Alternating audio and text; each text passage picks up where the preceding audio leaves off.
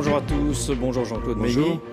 On attendait hier soir que François Hollande donne un nouveau souffle pour la seconde partie de son quinquennat. Ce matin, les commentateurs sont plutôt déçus. Vous aussi ? Écoutez, il n'y a pas de nouveau souffle. Sur le plan général de l'orientation de la politique économique, le président de la République a confirmé ce qu'il dit depuis le 31 décembre 2013. C'est une émission ratée, comme on le dit ce matin ?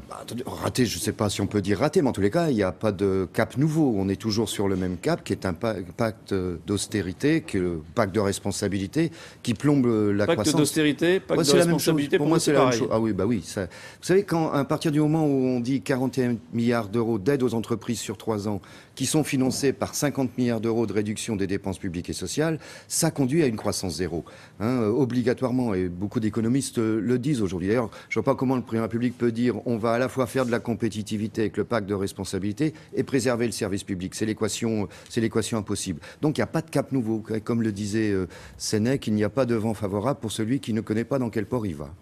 Lui disait que finalement, les salariés et les entreprises sont dans le même bateau. C'est pas une question de bon sens ? Non, écoutez, ça, c'est ce qu'on nous dit quand la situation est difficile. Tout le monde est dans le même bateau. Non, dans l'entreprise, les salariés travaillent dans l'entreprise, il y a un employeur dans l'entreprise, mais il y a des intérêts différents et on essaie de les résoudre par la négociation. On n'est pas tous concernés de la même manière. Quand une entreprise dégage des bénéfices importants, par exemple, et continue à licencier, on ne peut pas dire qu'ils sont dans le même bateau. Mais quand une entreprise a des difficultés, qu'elle n'arrive plus à exporter, qu'elle n'arrive plus à produire, parce que là, les coûts sont trop lourds, est-ce qu'il ne faut pas l'aider, justement ? Moi, je n'ai rien contre les aides aux entreprises. Le problème, c'est que les aides actuelles, que ce soit le crédit d'impôt, compétitivité, emploi ou le pacte de responsabilité, ce sont des aides sans condition. Elles ne sont pas ciblées, ces aides. Si on veut qu'il y ait des contreparties des entreprises, il faut les cibler. On peut aider une entreprise qui fait un programme d'investissement en disant si vous investissez, on vous aide, si vous embauchez en plus, on vous aide, mais il faut respecter le contrat. Là, c'est des aides générales, donc on ne peut rien demander en contrepartie. Et on le voit très bien, c'est ce qui se passe avec le pacte de responsabilité. Mais pour embaucher, il faut des commandes, c'est ça que vous dites ? Bien sûr, il faut une activité économique. Or là, beaucoup d'entreprises, notamment des PME, se plaignent d'un manque de demande. Donc ça, c'est l'activité économique. Or, on a une activité économique aujourd'hui, en France comme dans la zone euro, qui est proche de zéro. Donc à partir de là, sur 30 mois, on a 27 mois d'augmentation du chômage. Donc pour vous, hier soir, rien ne changeait ? Il y a eu un seul élément, si c'est confirmé, parce que c'était pas très clair dans la bouche du président de la République. Apparemment, ils vont rétablir ce qu'on appelle l'allocation équivalent retraite. C'est les personnes dites seniors au chômage qui ont leur durée de cotisation, mais qui n'ont pas l'âge de la retraite. C'est une allocation qui leur permet de vivre, au lieu d'avoir 470 ou 80 euros par mois, avec 1000 ou 1100 euros par mois. Si c'est ça, c'est une nouvelle intéressante pour les milliers de personnes concernées. Pour le reste, il n'y a pas grand-chose de nouveau.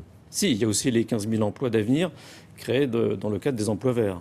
Oui, mais des emplois d'avenir, ok, mais c'est pas ça qui va relancer l'activité économique. À chaque fois qu'il y a du chômage, les gouvernements font des emplois d'avenir ou des contrats aidés. On n'est pas contre, bien entendu, mais c'est pas ça qui va recréer de l'activité économique. Qu'est-ce que vous attendiez hier soir du président ? Écoutez, à partir du moment où ça filtrait dans la presse qu'il n'y aurait pas de changement de cap, pour être franc, j'attendais pas grand-chose. Et je ne suis pas déçu de ce point de vue-là, puisqu'il n'y a pas grand-chose comme annonce nouvelle. Surtout, le problème de fond, c'est qu'il n'y a pas de changement d'orientation dans la politique économique. C'est ça qu'on a du mal à comprendre. Quand on a une politique économique qui conduit à une croissance zéro, à une augmentation du chômage, à un moment donné, il faut se dire on s'est planté, ça va pas, donc on rectifie les choses. Là, on continue. Mais ce que lui pense, c'est que le pacte de responsabilité, il va finir par porter ses fruits. Ah oui, quand ? Il commence simplement à se mettre à l'œuvre aujourd'hui. Il n'y aura pas de contrepartie. Il coûte cher. Il va plomber l'activité économique. Écoutez, moi, je voyage beaucoup en ce moment dans les départements. Quand vous rencontrez un maire ou un président de conseil général, la première chose qu'il vous dit, la dotation de l'État diminue, je vais devoir réduire mes investissements. Si ils réduisent leurs investissements, c'est autant d'activités en moins pour les entreprises et travaux publics, par exemple. Donc on est dans une spirale qui est une spirale récessive. Pour en sortir, il faut à la fois soutenir l'investissement public, redonner de la consommation, faire une grande réforme fiscale, c'est trois sujets qui n'ont pas été abordés. Redonner de la consommation, en termes clairs, ça veut dire augmenter les salaires. Oui, mais les chefs d'entreprise disent qu'ils ne peuvent pas le faire. Le gouvernement, il a une marge de manœuvre avec le SMIC, il a une marge de manœuvre où il peut décider. Il peut décider sur le SMIC, il peut décider sur le salaire des agents publics. Sur ces deux points-là, il n'y a pas d'augmentation. On est sur du gel. C'est pour ça qu'on est dans une logique qui est bien une logique d'austérité. Alors les chefs d'entreprise disent on ne peut pas, je rappelle tout simplement qu'au SMIC, il n'y a quasiment plus de ce qu'on appelle les cotisations patronales ou charges sociales. Il n'y en a quasiment plus au niveau du SMIC aujourd'hui. Donc les employeurs, c'est pas une augmentation du SMIC, c'est pas insupportable pour eux. Il a dit qu'il allait faire plus de souplesse aussi pour les entreprises, notamment sur la question des seuils. Est-ce que là-dessus, ça vous paraît une attaque contre les salariés? Écoutez, c'est pas une demande des syndicats. Hein. Vous savez, il y a une négociation en ce moment avec le patronat. On parle très peu des seuils d'ailleurs. Hein. On parle plutôt de la dérégulation.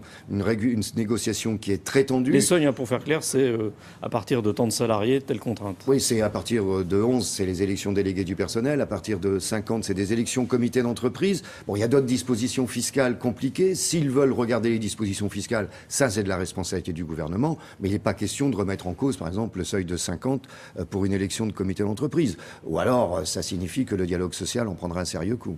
Il a annoncé comme quelque chose d'important, plus de hausse d'impôts d'ici la fin du quinquennat.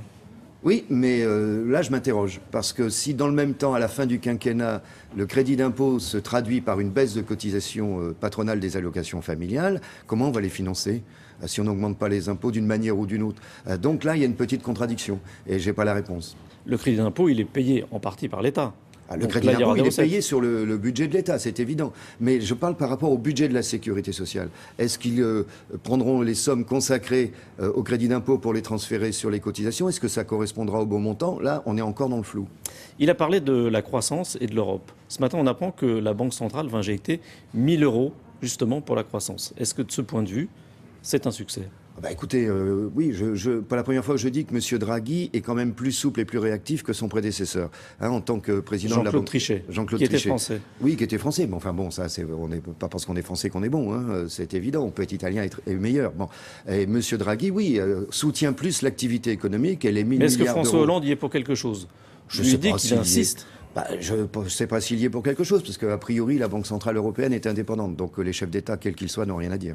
Merci. Merci à vous. William, c'est à vous. Merci, messieurs. Cette émission, si vous êtes là depuis 6h30, est passée.